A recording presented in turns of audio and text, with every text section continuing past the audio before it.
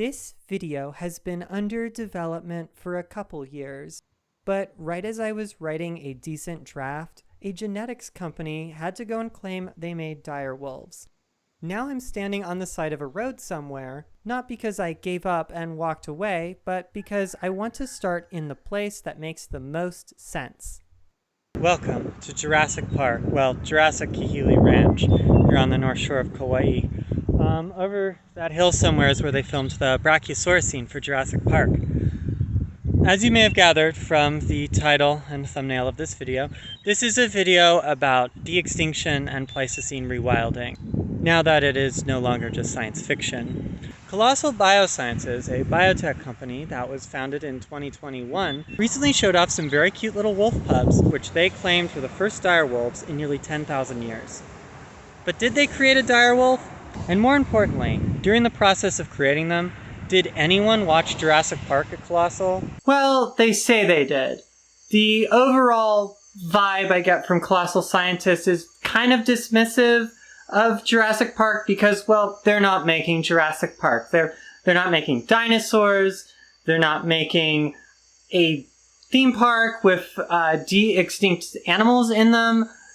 Here is their chief science officer, Beth Shapiro's opinion of Jurassic Park. They took these tiny little short fragments of DNA, and then they filled in the missing bits that they could get with frog DNA, which is a weird choice, given that even at the time, we already knew that birds are dinosaurs, right? But whatever. And then they put the dinosaurs in habitats that they were completely maladapted to, and chaos ensued. This is not what we want to do. As an ecologist, I do generally agree with her comments, but Jurassic Park is way too general a critique of emerging technologies to be dismissed that easily. Especially when every time I watch one of their little press release videos, I feel like I'm watching Jurassic Park.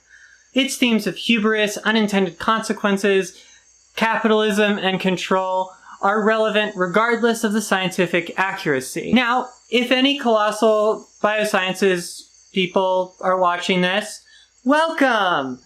You're probably tired of being compared to Jurassic Park, but now that we apparently have the world's first de-extinction, I think now is the time to actually do a comparison of reality versus fiction. And so I want to go over all of these Jurassic Park movies. Okay, technically, I've been working on this project for 2 years now, and I kind of did this whole de-extinction ethic thing that I wrote up based off of the Jurassic Park movies, and then they made direwolves, and so I decided to, well, I have to capitalize on it, don't I? So here's the deal. I'm gonna come at the idea of de-extinction with an open mind. I'm not going to just dismiss Colossal's claims right off the bat like I might be tempted to do.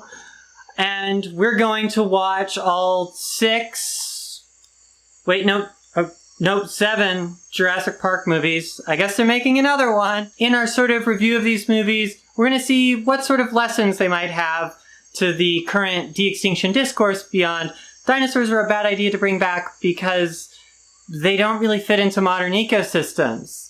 Before we bake our dinosaur nuggets and get on the couch and cuddle with one of these GMO little wolf pups, we probably need to take a step back from creating dinosaurs and direwolves and kind of explain why a company that is in the business of de-extinction might disregard Jurassic Park, and why they might claim a gray wolf with 20 gene edits is a dire wolf. We need to look at the conservation strategy of Pleistocene rewilding.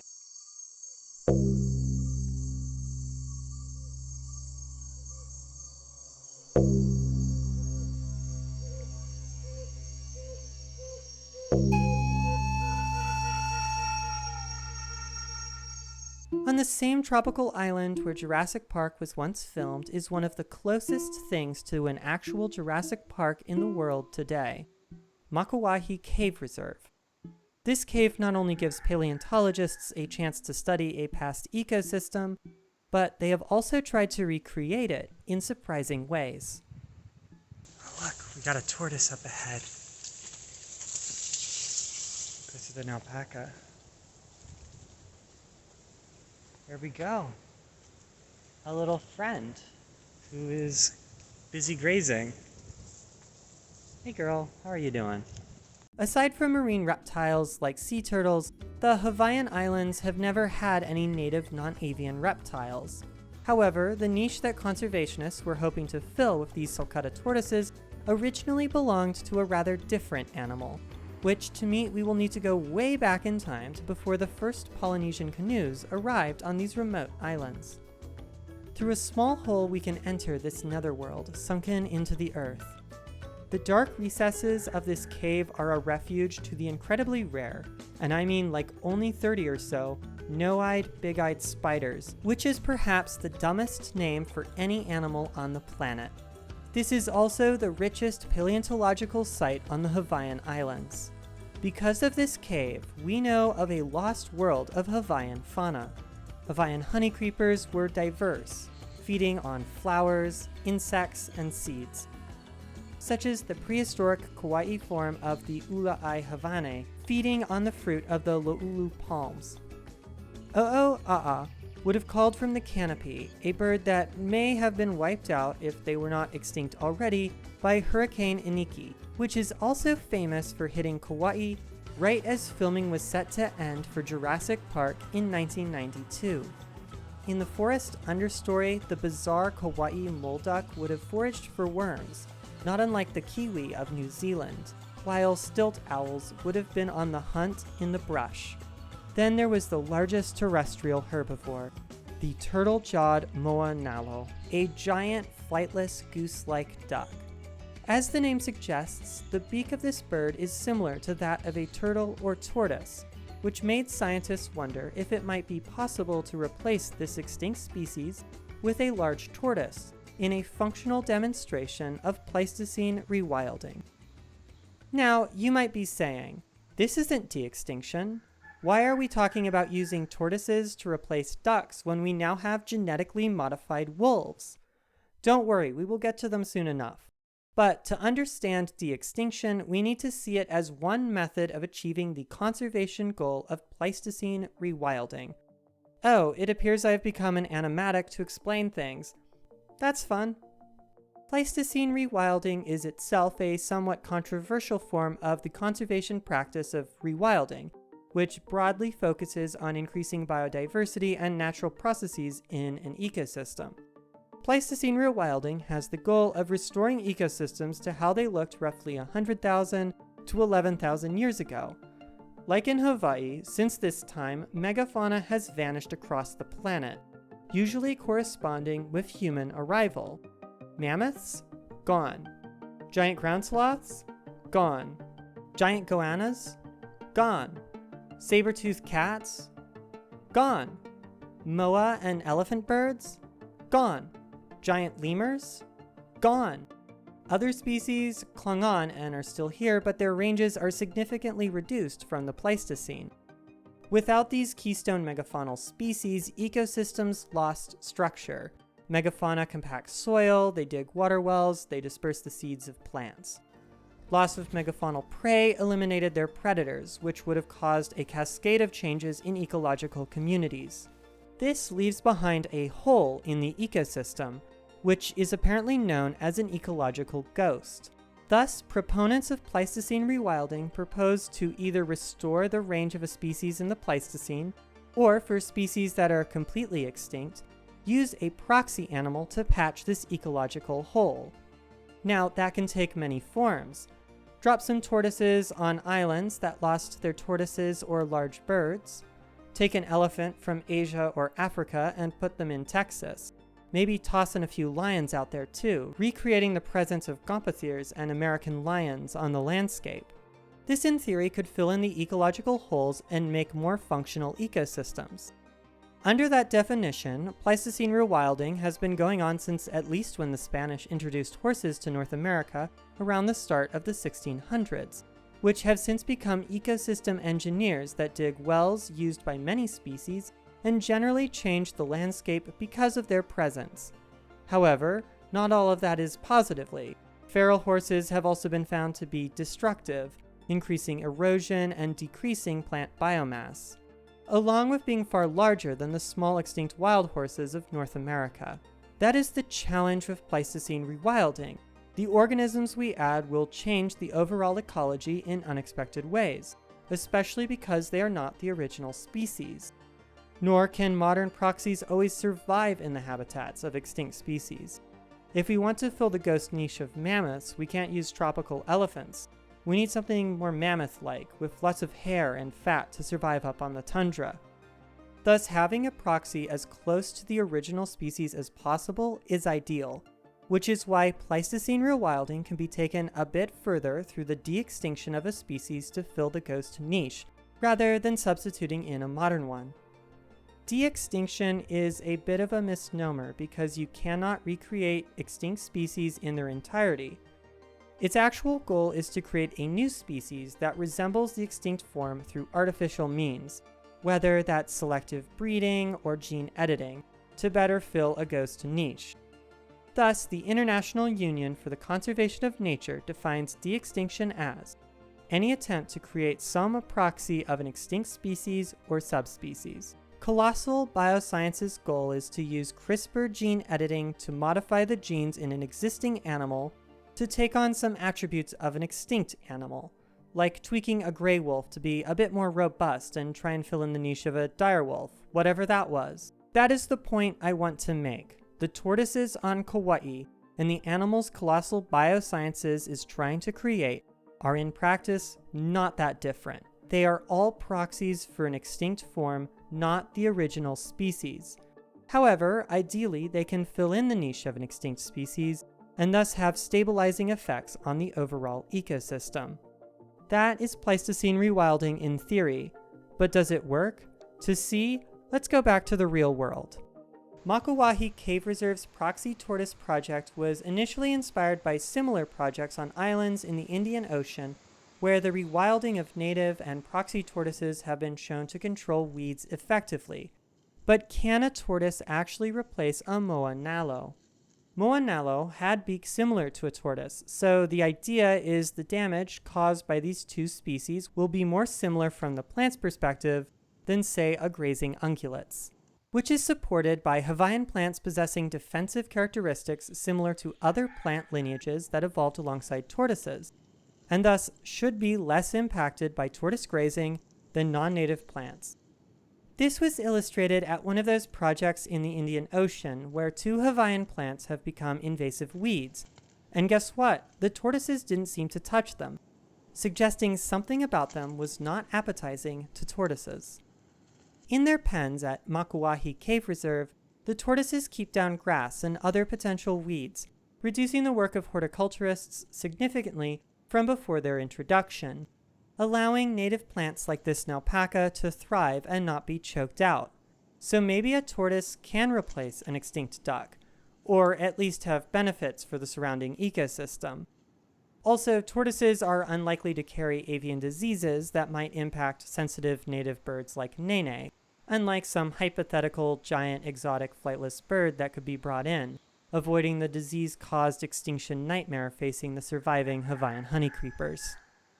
So, if a tortoise can replace a moa nalo, then can a genetically modified wolf replace a dire wolf? Probably. I mean, even the example of Yellowstone's wolves is actually a proxy.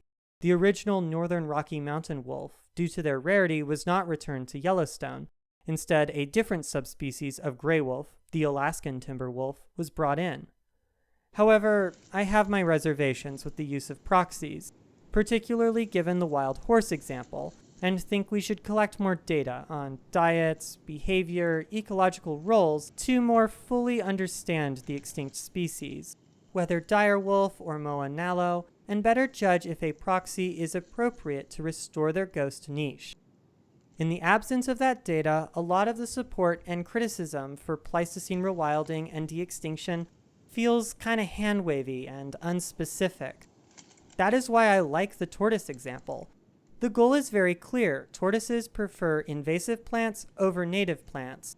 Thus, their introduction will aid in plant conservation.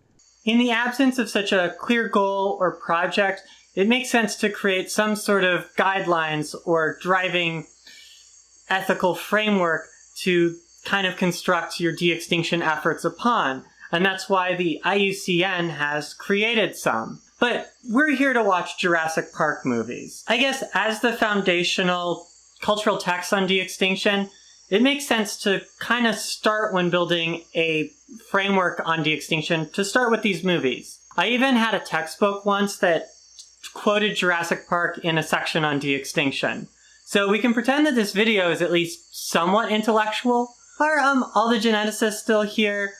I get that you probably have problems using these movies to construct a de-extinction ethic. Again, you're not doing Jurassic Park, but this is just for fun. We are using popular culture to talk about these topics and see if we can come up with anything interesting that we could then maybe refine and iterate upon. Okay? We're just having fun here. Open mind. I'm gonna go get some popcorn and some booze for when we get to the sequels. Ooh, I have one of those parasocial bonding things. In the comment section below, write out what's your favorite Jurassic Park sequel. My favorite is The Lost World Jurassic Park because it has the best special effects, and it's like this love letter to earlier dinosaur films and pulp adventure novels. Okay, let's get this movable feast underway.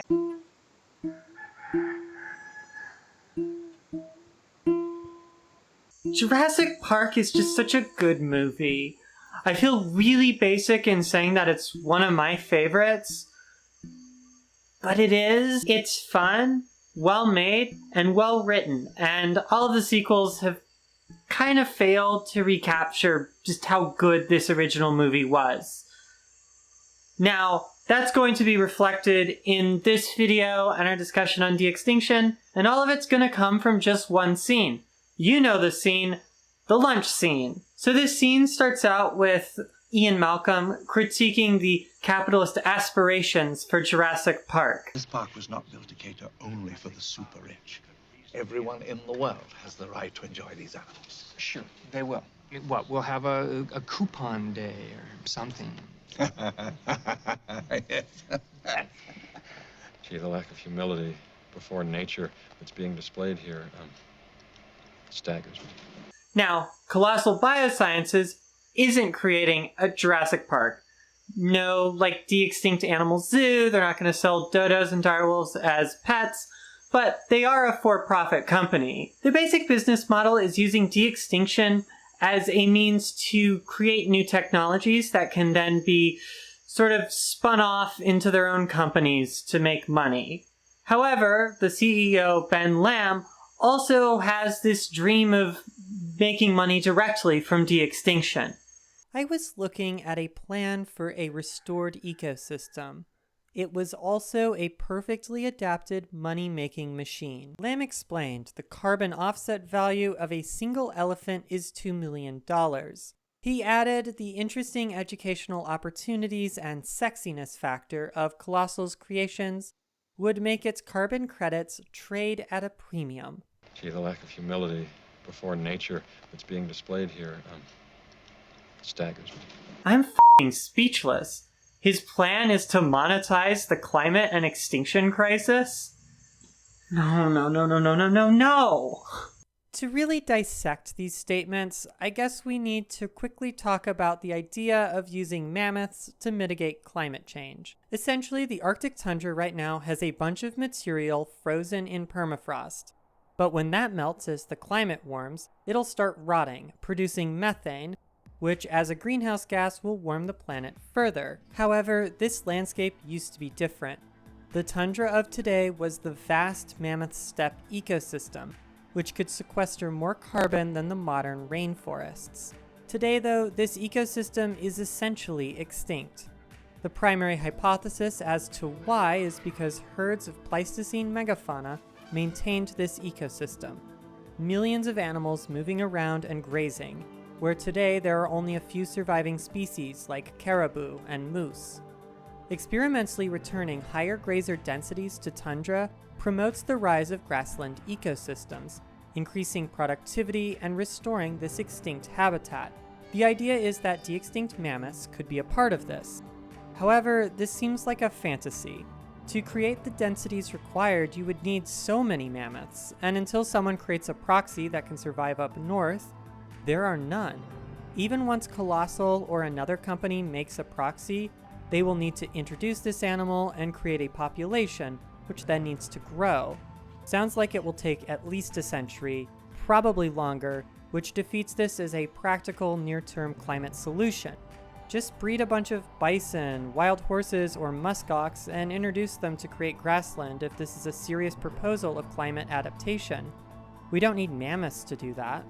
Sure, elephants do promote higher carbon sequestration and can take down boreal forests more efficiently than people, thus expanding our restored mammoth steppe southward rather than it being restricted to mossy tundra. Okay, for simplicity, I'm just going to keep playing along with this. The plan is to use that fact to sell carbon credits at a premium so other companies or countries can offset their CO2 so they can greenwash their business practices and say they reduced their overall carbon footprint. When a bunch of people die in a wet bulb event, I hope we remember that a bunch of billionaires were using carbon credits to continue doing business as normal rather than going net zero or what we really need, net negative CO2 emissions. Ultimately, comments like this hint at a potential future of corporate-led conservation, the next evolution of greenwashing, where what has long been considered anti-corporate, anti-capitalist is folded into the capitalist system entirely and becomes just another product. This is really worrying stuff as publicly funded science and conservation is being systematically eradicated by the Trump administration. Honestly, this kind of stuff makes me really concerned about the future. This is a perfect segue to talk about capitalism's fetish for new technology. You stood on the shoulders of geniuses to accomplish something as fast as you could, and before you even knew what you had, you patented it and packaged it and slapped it on a plastic lunchbox, and now you're selling it. You want to sell it. Well, I feel as though we were very heavily sold, this is a direwolf. Or more fairly, this is a proxy of a direwolf. To quote Dr. Beth Shapiro, we've succeeded in creating the phenotype of a direwolf. But have you? These animals aren't even done growing. It seems a bit premature to call this a functional de-extinction. They have like 20 gene edits. At best, they're like the pre-alpha for de-extinct direwolves. What Colossal did was basically just the next step beyond Pesce et al.'s 2008 demonstration of thylacine genes in embryonic mice. Yes, it required a lot of technological advancements, but based off of what I've read, I don't know if Colossal really knows what they made, and now it's just a waiting game to see how much of a phenotype of an actual direwolf these animals are going to express. What are the long-term effects of the edits on the animals? Are there unexpected effects on gene regulation, on lifespan, on behavior? How will the animals interact with their habitat and their ecosystem? Also, this project went from writing direwolf on a whiteboard to having direwolf puppies in like 18 months, which seems just so fast. It invites one to really question why the direwolf was chosen of all extinct animals, especially when they're like a fairly old extinction. And you have to wonder if this is just some sort of ploy to get money from the investors. The tiny elephant from the Jurassic Park novel for a deep cut. Fortunately, I don't really have to just like speculate on like the plans of this de-extinction or its purpose, because the IUCN called Colossal out saying, hey, this doesn't follow the de-extinction guidelines we wrote. And Colossal was like, here's a document that says we did. And this document is like not about that at all. Again, the IUCN defines de-extinction as any attempt to create a proxy of an extinct species or subspecies. And Colossal seems to really be holding their entire case on that any attempt part. However, later in the IUCN document, it has this to say. De-extinction could be said to have been achieved with the live birth, hatching, or germination of any reasonable proxy of a once extinct species.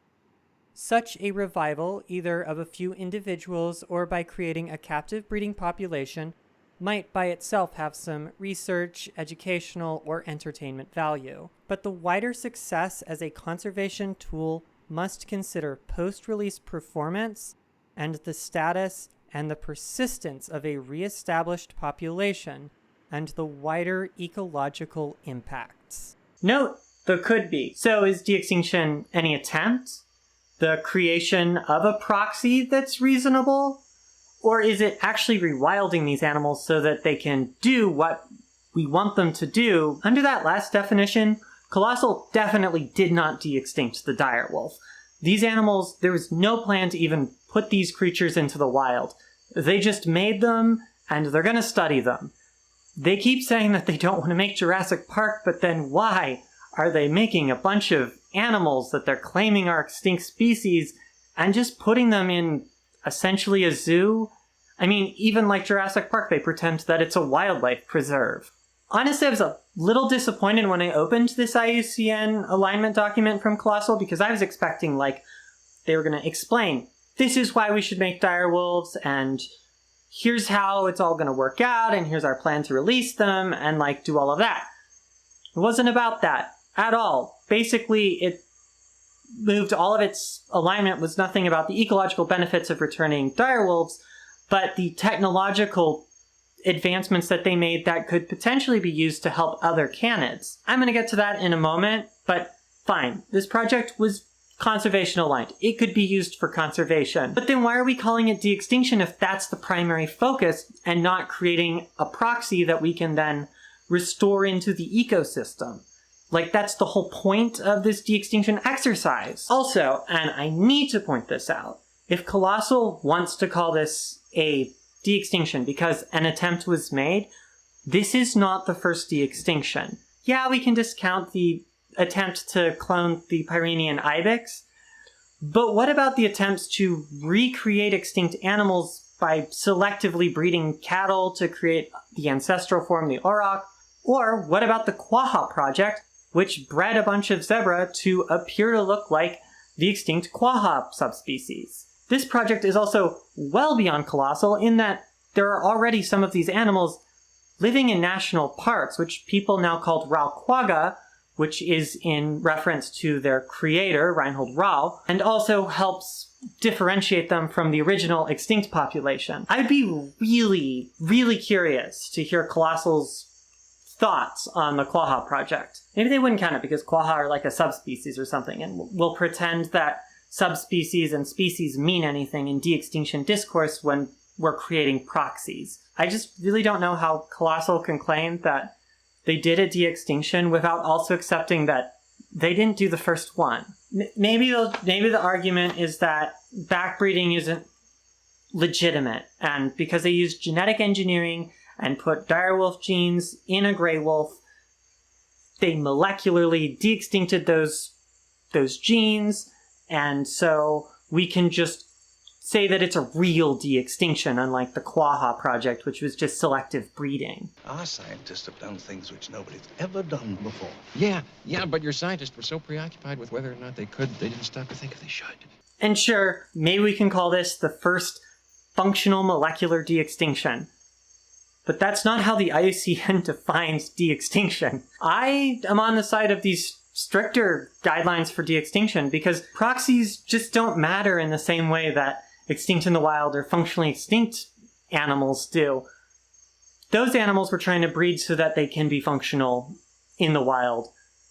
De-extinct species, they're novel organisms that we're trying to introduce to fill a ghost niche. What Colossal did was cool. It was amazing. However, making a couple animals to live in a pen isn't functional de-extinction, not in an ecological sense. So, yeah, already our second principle, and I'm pretty well convinced that Colossal did not de-extinct the direwolf. Maybe if we get an actual rewilding plan, after the scientists have taken a look and seen how their gene edits have altered these animals' phenotypes, maybe we can start talking about this being a functional de-extinction. But right now, I think that's just really premature.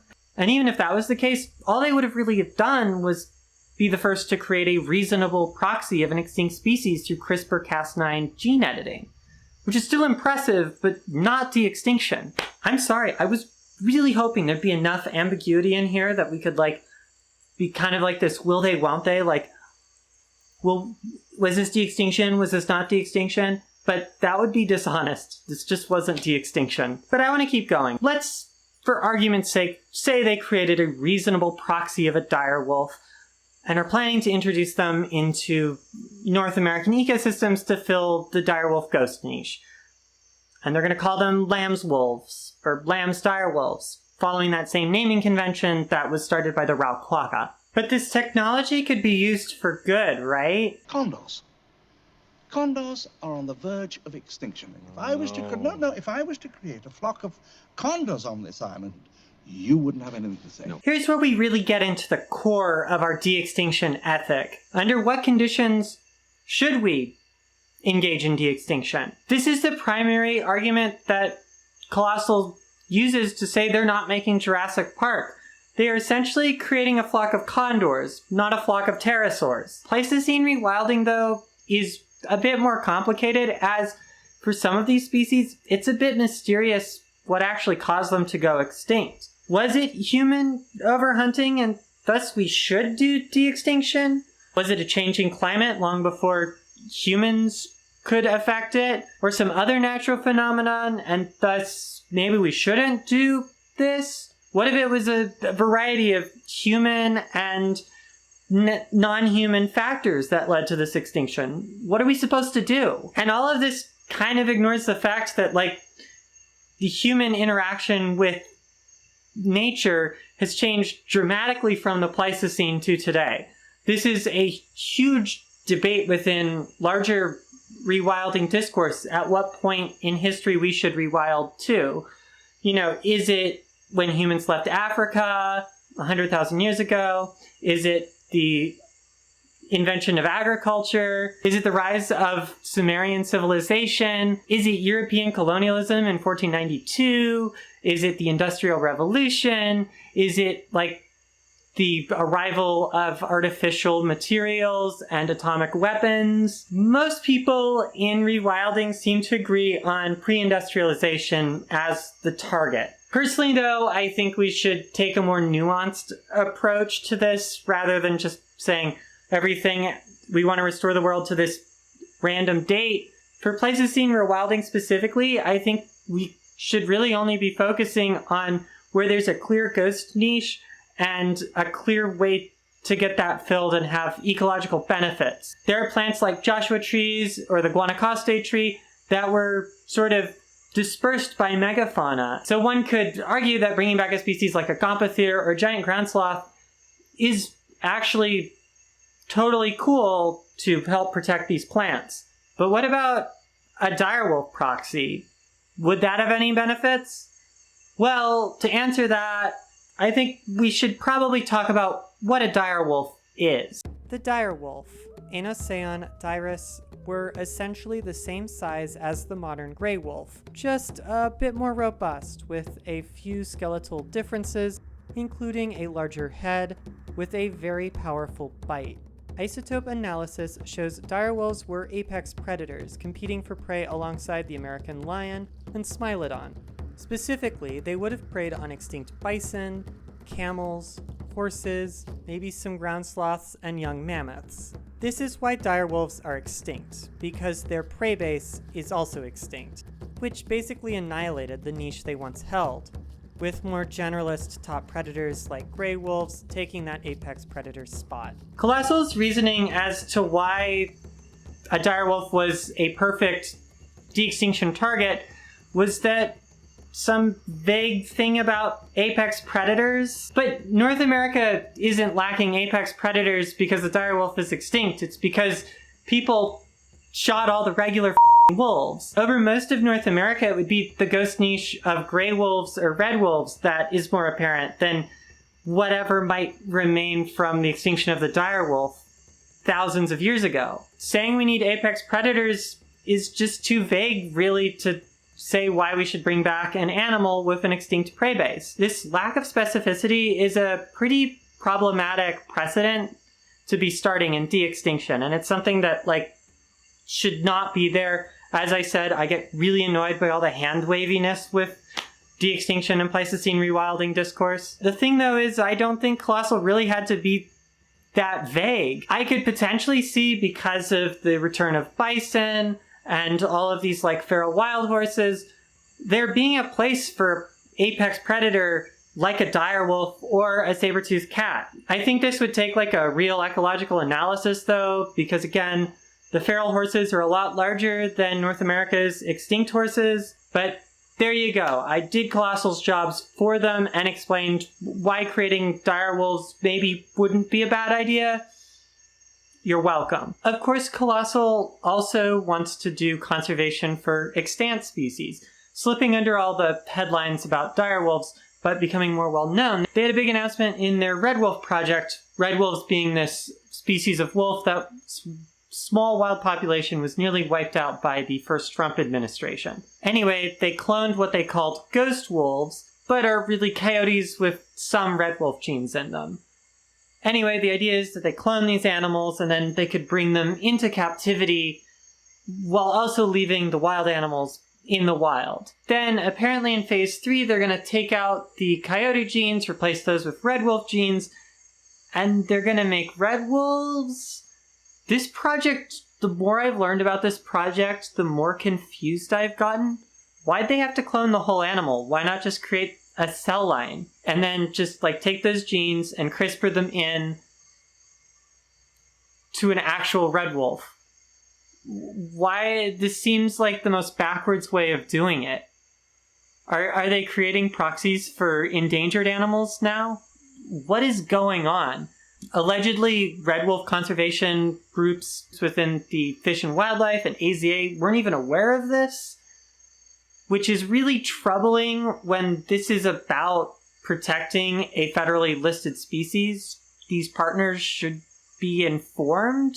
I think biotech has a lot of potential uses in conservation, but all these headlines and some of these things make me really worried about public perception and sort of the future of conservation and biotechnologies. We live at a time when scientists are cloning endangered animals that lived decades ago to add new genes into a population. I could see the technology used in like the direwolf or the red wolf project, like taking genes from animals in museums, like specimens in museums, and putting them into living animals again.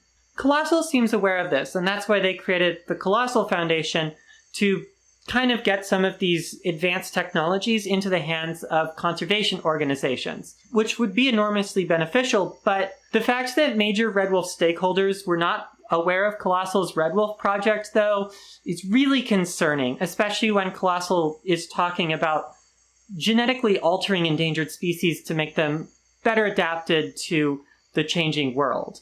Like, one of their projects is changing genes in the endangered northern quail population so that they're immune to cane toad toxin. Interestingly, predators in South America, where the cane toad evolved, have some immunity because those predators had millions of years to evolve ways to deal with the toxin.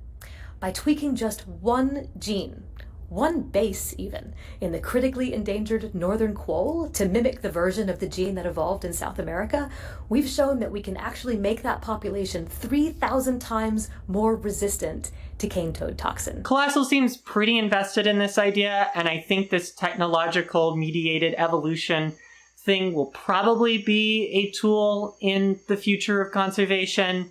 But all the stakeholders really need to sit in a room and decide if this is the right thing, because the last thing we need is one group doing whatever they want with genetic technologies, because in the words of Ian Malcolm, genetic power is the most awesome force the planet's ever seen, but you wield it like a kid that's found his dad's gun. I'm not saying that conservationists shouldn't leverage gene editing in the future, but it feels like a, dare I say, dystopian technology. Like, the only option left to protect Earth's biodiversity is to genetically modify it so that it can survive us. Or worse, normalize gene editing to keep the biosphere from collapsing, permitting continued business-as-usual capitalist antics. A world of sea turtles that can digest plastic and animals that can remove toxic chemicals from their tissues. That sounds very bleak. Now back in Jurassic Park. This scene has primarily been dominated by John Hammond and Ian Malcolm, but eventually Dr. Grant and Dr. Sattler add their perspectives. Well, the question is, how can you know anything about an extinct ecosystem? And therefore, how could you ever assume that you can control it? How can we possibly have the slightest idea of what to expect? We cannot understand a prehistoric ecosystem in its entirety. It's just not possible. Yeah, we can use shotgun sequencing to get an idea of what species were there, but that's more of a list of what exists, not necessarily ecological interactions. With additional analyses, you can start piecing that together, but it's still rather fragmentary. But just like dinosaurs and humans represent two different points in evolution, the modern world is not the middle of the Pleistocene, which, newsflash, was like 300,000 years ago.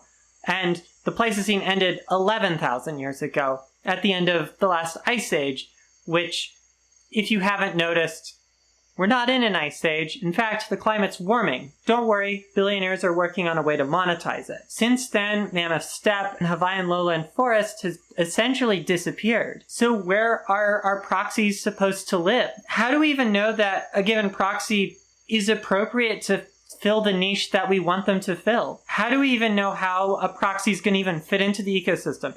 Again, this is about ecosystem engineering. They might radically change an ecosystem, like the mammoth rewilding thing would essentially annihilate the mossy tundra and parts of the boreal forest and turn it all into grassland. Beyond the broader ecosystem, do we even know that much about a species that we only know from bones?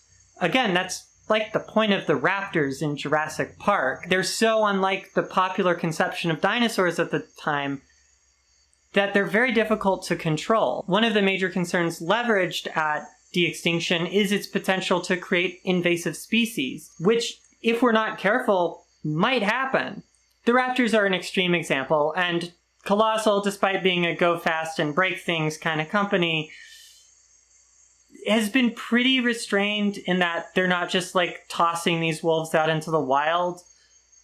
I think that's generally a good thing to make sure that we don't create an invasive species. But do we even know enough about direwolves to know if they created a reasonable proxy? As part of Colossal's efforts to bring back the direwolf, they did a study on the genetics of the direwolf specimens that they had. At the time of writing this paper is still a preprint and so isn't peer-reviewed, but essentially the paper resolves some taxonomic debate that was going on about direwolves. What they found is that direwolves were the result of a hybridization event between two lineages of canines. One lineage, sister to like gray wolves, another lineage, this unique New World thing. Then, as the species declined, they hybridized with modern gray wolves and coyotes. The other major outcome of this study was kind of listing the genes that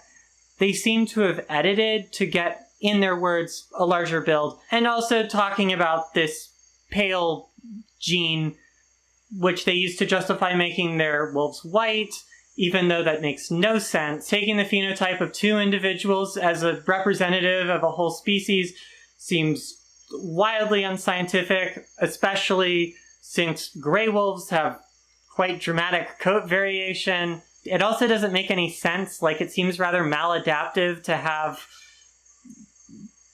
pale white wolves running around La Brea tar pits. And also, speaking of that, sure seems maladaptive to the modern day to have a bunch of bright white wolves which could be sniped from way away by ranchers who don't want their cows eaten by these things. In a further illustration of how we don't fully understand extinct animals, even if we have their genes, there are a couple mysteries about the genetic basis for some of the differences between direwolf and gray wolf phenotypes. Specifically, they do not know which genes make the very distinct direwolf baculum. The penis bone. So while Colossal may have made bigger, badder wolves, they probably still have gray wolf. How can we possibly have the slightest idea of what to expect? So, one of the major conflicts of The Lost World, Jurassic Park, has to do with ownership. Who owns the dinosaurs? Though to set this up right, I kind of have to explain that, the dinosaurs change from being a sort of allegory of emerging technologies to being more or less endangered animals, which is an idea that is also explored in Jurassic World Fallen Kingdom.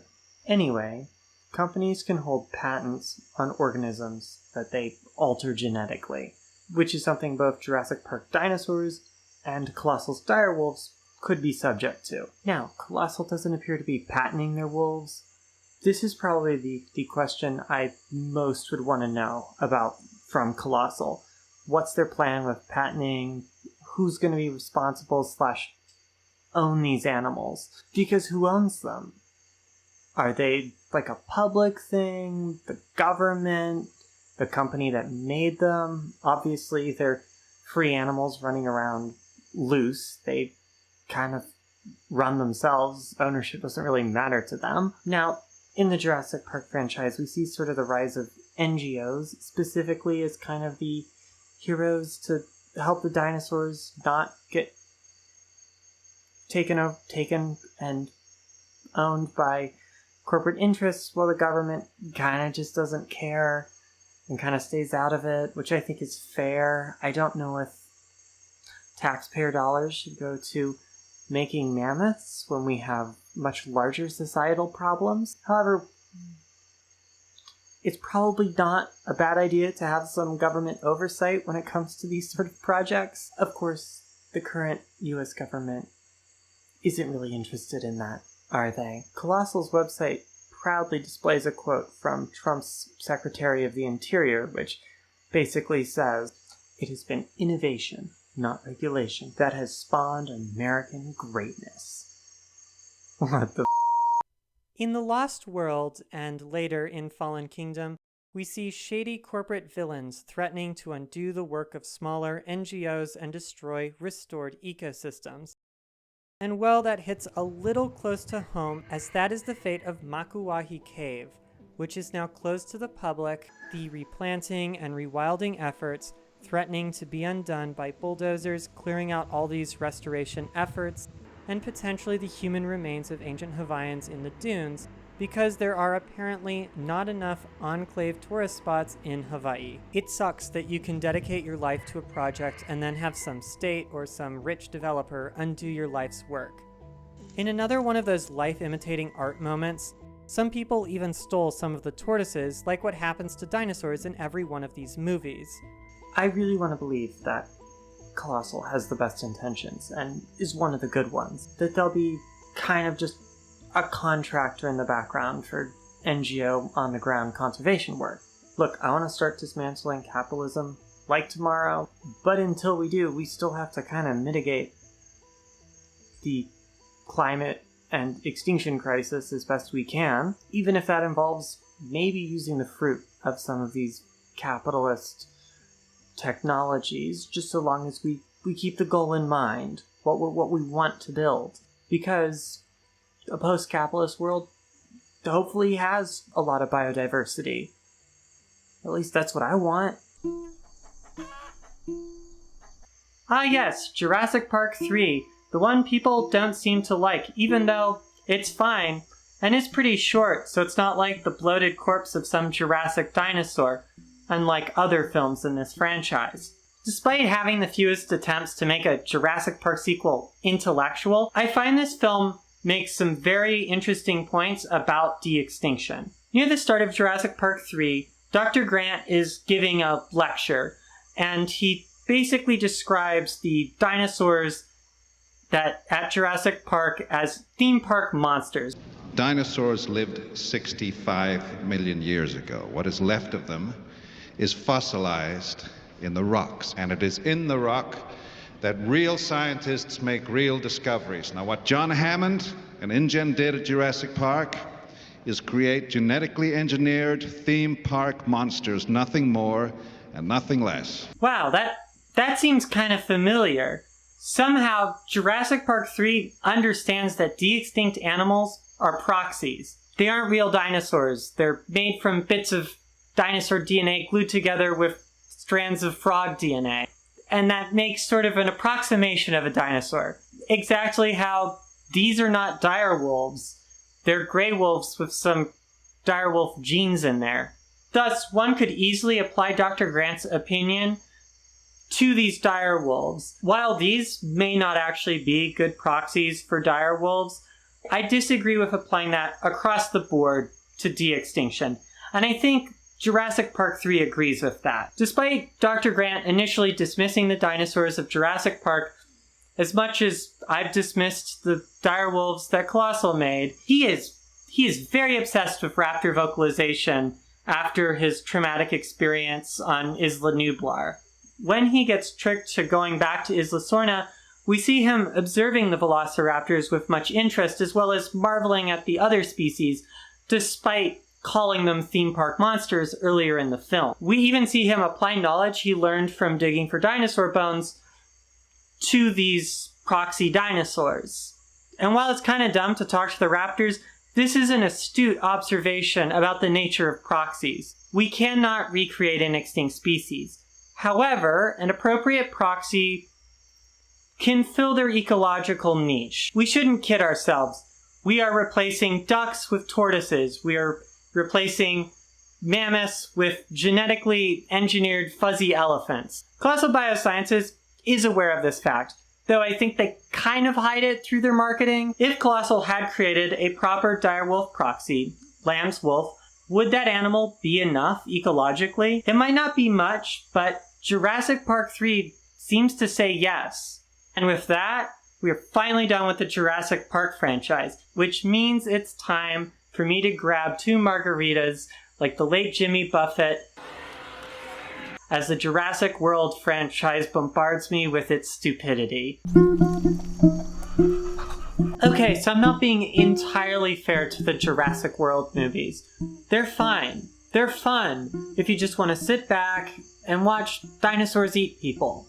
Unfortunately, I can't do that. Aw, that's cute. He thinks he's in control. It's a microcosm for the themes of the whole series. It's a metatextual expression of how this franchise is just stupid now. Isn't that fun? What a satisfying postmodern critique of capitalism. The 2015 film Jurassic World is not about de-extinction. And while de-extinction themes do return in Fallen Kingdom and Dominion, honestly, before the announcement of Colossal's direwolves, I kind of just had one section that was on Jurassic World and kind of just was like, it's not really about de-extinction. It was during the rewrites that I realized Jurassic World kind of losing the de-extinction thread from the first 3 movies was actually useful in today's discussion. All 3 of the Jurassic World movies try to talk about something else besides de-extinction. You have the creation of novel organisms, you have the genetic engineering of weapons, whether that's on purpose, like the Indoraptor, or accidental, like the giant locusts, and they have this really strange plot point about human cloning that I don't really think they did very well. I've thought for a while now that one of the weakest points of the Jurassic franchise is its sort of inability to explore the other implications of the technology outside of just making dinosaurs. Being about creating dinosaurs makes these films kind of more useful to today's discussion and keeps them kind of about de-extinction. The franchise, though, has its moments where it kind of talks about the potential implications of this technology beyond just making dinosaur theme parks. And that's why I find Colossal's dismissal of Jurassic Park rather alarming. Honestly, it feels a lot like this scene. Now we've got genetic power, so how long is it going to take for that to spread around the globe? And what's going to be done with it? It ain't going to stop with the de-extinction of the dinosaurs.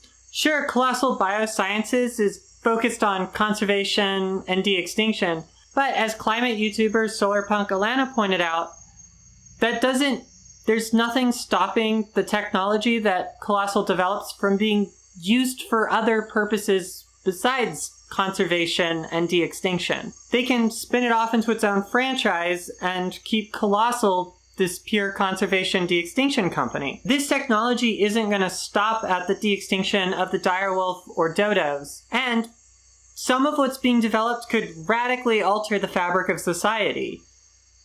I know that sounds hyperbolic, but like I actually think some of the things they're working on, if it happened, would be pretty radical changes. Colossal already has some spin-offs. There's Form Bio, which is like a AI software that helps genetic engineering by finding optimal points to cut genes with CRISPR. They have Breaking, which uses genetically modified bacteria to digest plastic for environmental uses. One thing that they're working on that I think has the most potential to radically change the world is the ExoDev, which is basically an artificial womb. Now that's going to be very useful for them to create mammoths so that they don't have to use precious Asian elephants to make their mammoths, that how many ever mammoths they need to do this climate thing. However, this technology could be pretty radical when introduced into human healthcare, right? It could eliminate all of the problems associated and potential medical risks associated with pregnancy. At a limited capacity, maybe not that much change, but if this became available to like most people, I honestly think society would be almost unrecognizable. In like a positive post-capitalist future, such a technology could create an egalitarian post-gender utopia where all of these systems that have been put in place that use biology as a means to control people would be swept away. As a trans woman, I find this technology really, I'm not going to say exciting, but like interesting, because it has the potential to eliminate the primacy of reproduction in how people view gender roles if you can just grow a baby in a tank. But this technology could go so wrong. Imagine a future where rich people have access to this technology, but poor people don't, and you create this rich, genderless upper class that, you know, could put maybe some enhancements in their children. And then you'd have this highly gendered, highly controlled underclass without access to this technology. Or, you know, if you really wanted to, you could make a clone army, like in Star Wars. With the power of this potential technology, I think it's important that we talk about the founders of Colossal to get kind of an idea, should we be worried or not? So the CEO is Ben Lamb. He's a serial entrepreneur. He's been involved in a lot of companies, including one called Hypergiant, which is like an AI company. Which aside, what is the obsession with the AI at Colossal? Like their website is full of like crappy AI images that look nothing like the animals that they're talking about. Like, this doesn't look like a pink pigeon. This doesn't look like a Monumea. What is this dodo thing? Why is there 10 hours of an AI-generated wolf study music thing? What is this?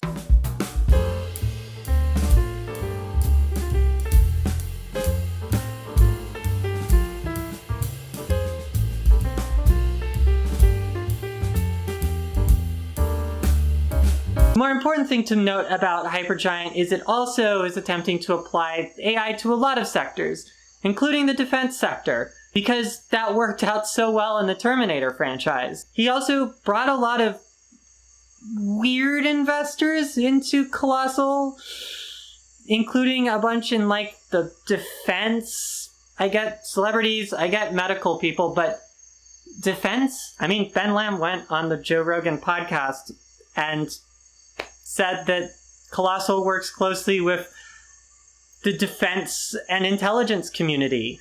We do work closely with the DoD and IC. What the does that mean? Why is the company trying to make mammoths working with the CIA? I'm assuming it's not because the CIA wants to create a dangerous species division to handle de-extinction. Maybe they're going to make the direwolves bulletproof. I don't know. These guys are going to run straight into the enemy's teeth and eat them, belt buckle and all. The other founder is the scientist George Church. He is a prolific genetics researcher whose enormous career that spans things from the Human Genome Project to being a scientific advisor at a company that the US government says is a Chinese military company. Maybe that explains why the DoD is interested in Colossal. I'm not going to get too much into church. There's a whole Behind the Bastards podcast that I listened to that was just like, what? Like, there's a lot of crazy stuff. Yeah, he got money from the Epstein Foundation. Kind of helped with creating a dating app that's meant so that people with two recessive alleles that would create a disease if they had children never meet if they use this dating app, which is very much dancing on the line of eugenics. He also once speculated on the de-extinction of Neanderthals, like in Douglas Preston's 2024 de-extinction murder mystery novel, Extinction, though it's important to note that Church was just speculating on its feasibility and not actually planning to bring back Neanderthals. His other interest of note is research on reversing aging, and also he's discussed modifying the human genome to make people more resilient to radiation in space. Between the artificial womb, creating a mass library of different Earth species, and a little bit of human genome tweaking, I mean, you could be pretty primed for interstellar colonization. Honestly, listening to interviews and learning more about him, I think he's a guy who believes he's trying to make the world a better place. Just some of the technology that he's developing, if it were to come to fruition, could be used for bad things. Again, I want to be super clear. Colossal is not going to have anything to do with anything really beyond conservation and de-extinction. But once this technology exists, it's not going to be limited by its original intent. Okay, let's go find that plot again and finish up with these films.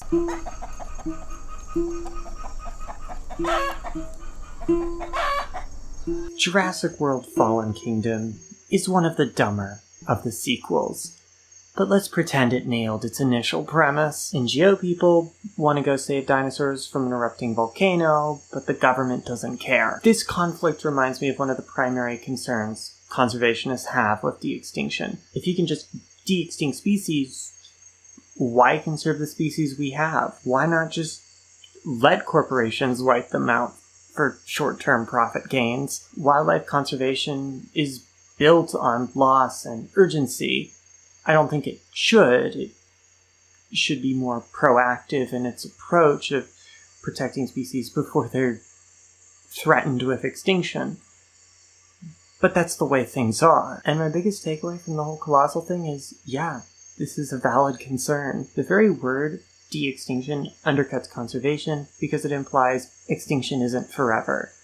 Colossal's tagline is making extinction a thing of the past, which I think way oversells what they're doing. As I've argued throughout this video, de-extinction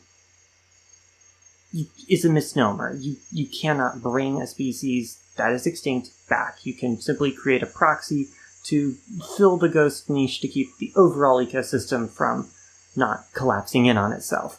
Colossal says that they just want to add to conservation and that they don't want to take away from conservation.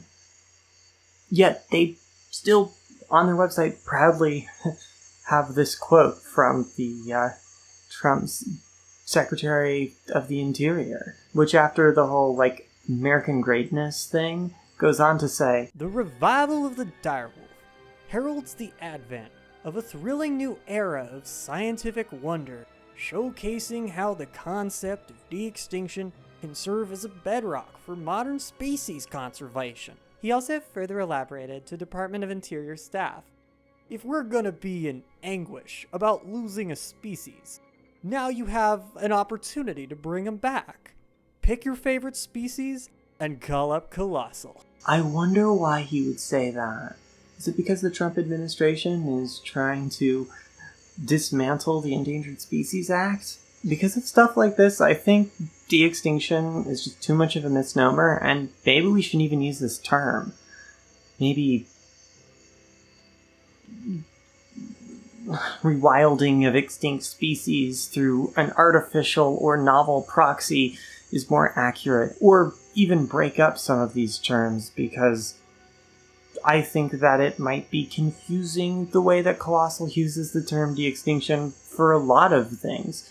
They use it for not only the creation of proxies, but they also use it when talking about molecular de-extinction and bringing genes back, which I actually, even though I think this is something we should do, I think it is also similarly kind of dangerous in conservation in that it more easily permits the destruction of populations, because you can just take those population genes and pop them into another population so that they're not lost. This is why it's key that we see genetic engineering as just a new tool in the conservation toolbox, not the bedrock of conservation biology. There we go again. Colossal didn't de-extinct the direwolf because de-extinction is a term that's just too confusing and we probably shouldn't use it anymore.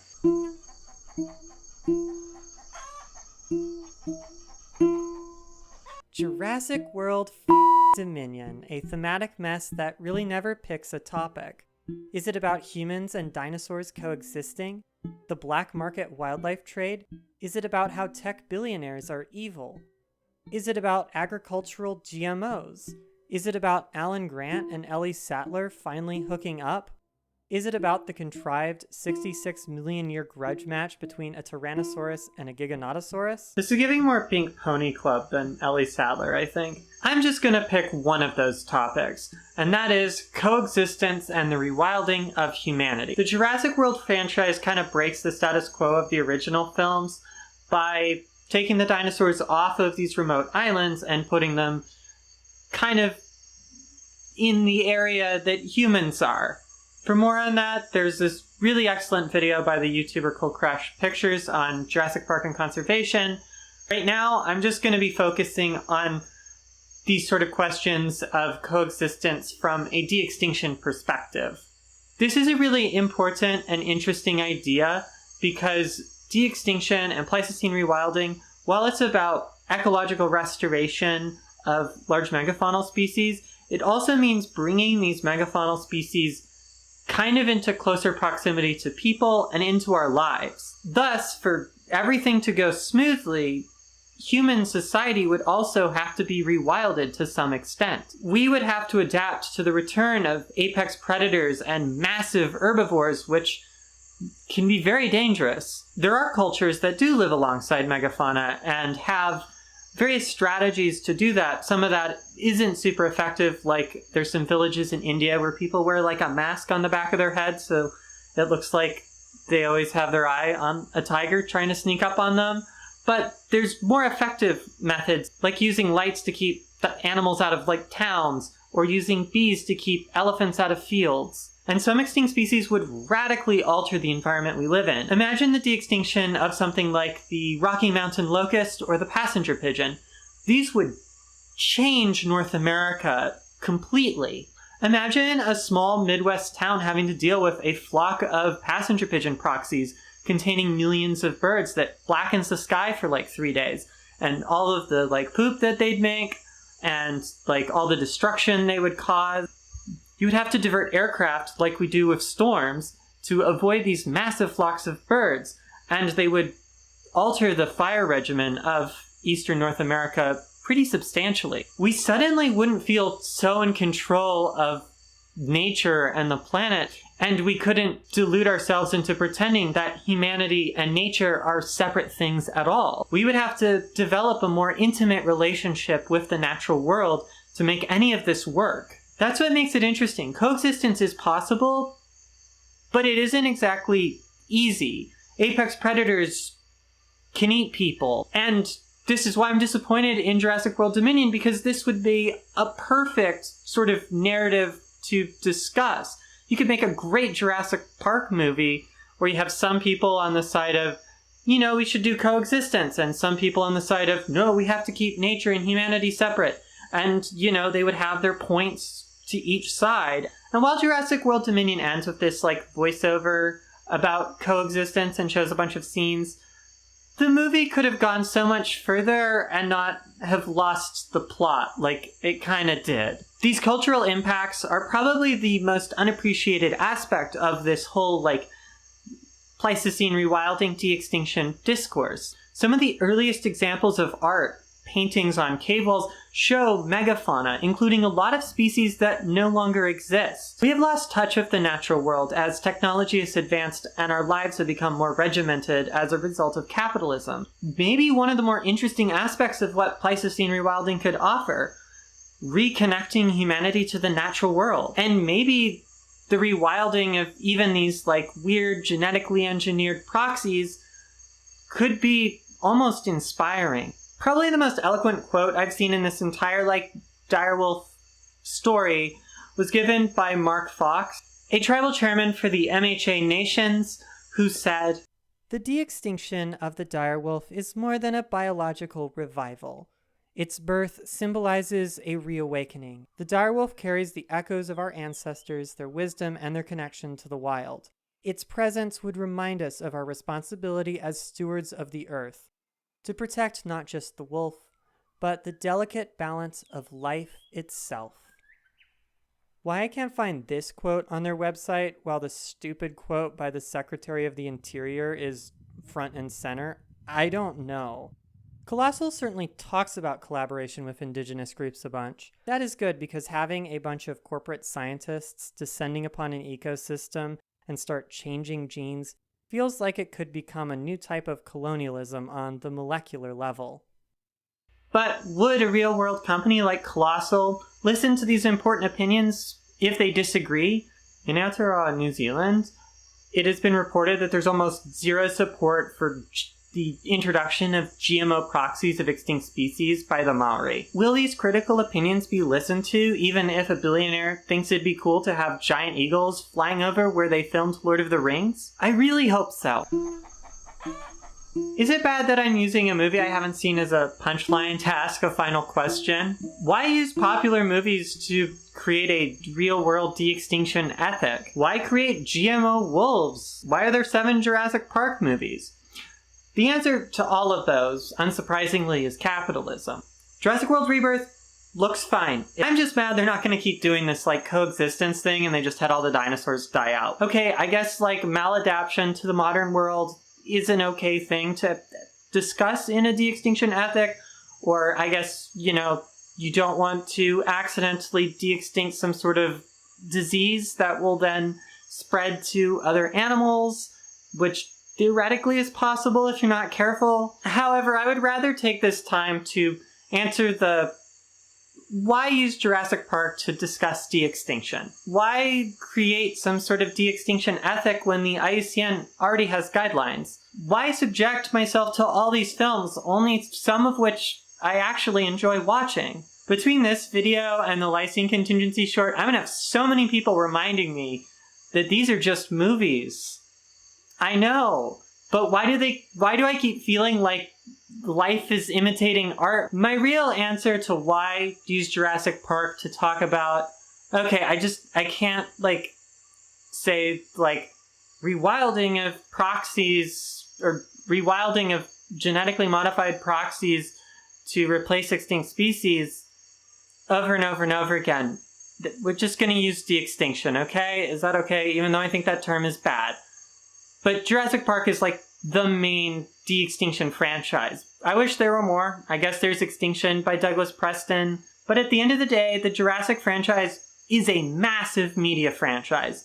It's going to be the dominant way that we think about de-extinction. They have a lot of opinions on this topic that I think were interesting to look at. Yeah, these are opinions of filmmakers and a misogynistic climate-denying thriller writer. All I really wanted to do today was sort of go over these films and see what they said about de-extinction, and maybe use that to develop some principles that we could use to supplement the much more rigorously scientific principles made by the IUCN. So, what did we get? De-extinction under capitalism is probably objectionable. Putting technological development before ecology and conservation is problematic. De-extinction can have benefits, but should be done on a case-by-case basis. We might not have enough knowledge to effectively compare the ecology of the original and proxy species. We need to clarify who owns and is responsible for de-extinct organisms. Proxies, though different than the original, could replace them to some extent.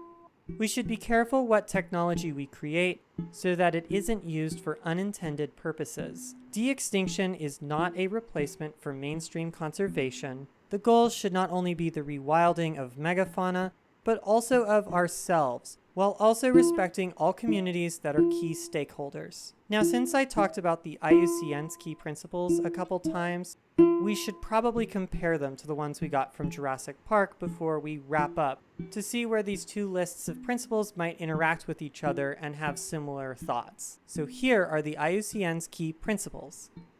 De-extinction must have a positive ecological benefit, which includes R.3 and 8.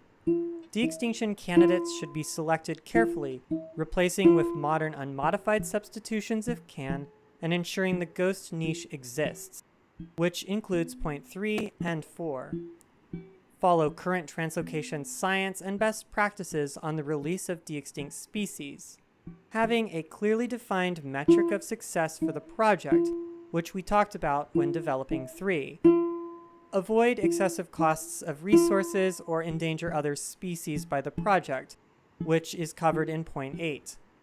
All animals involved in the project must be given the best care and the most humane treatment available. Must follow the law.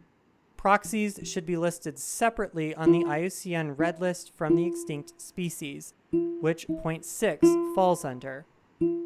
Finally, de-extinction must fit within the larger framework of conservation, which we discussed throughout the video, but especially in point 3 and point 8.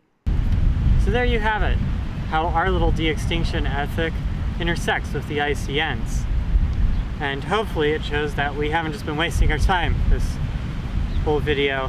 I mean, if we've been having fun, we haven't been wasting time, but hopefully we also learned something. I sure learned more about these GMO wolves than I probably should. I guess, finally, I did ask a lot of questions during this video. Can a tortoise replace a duck? How far back should we rewild ecosystems to? What's going to happen to these gene-tweaked wolves?